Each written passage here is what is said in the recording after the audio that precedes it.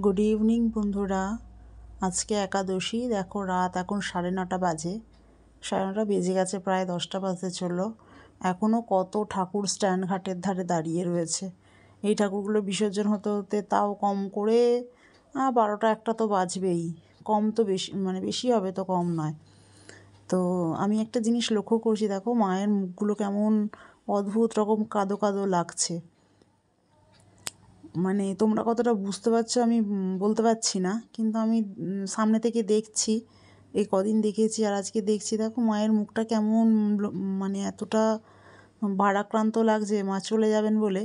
সত্যি তাই, মানে এটা একটা আশ্চর্য অলৌকিক মতো লাগছে আমার। দেখো কেমন কাদো কাদো লাগছে, চোখগুলো ছলছল করছে।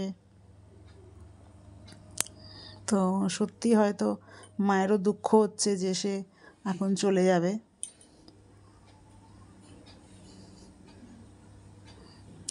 তো আমরা এই ভাঙা মেলা দেখে এখন আইসক্রিম খেলাম। খেয়ে যে আমার বর লালবাগানের ড্রেস পরে চলে এসছে।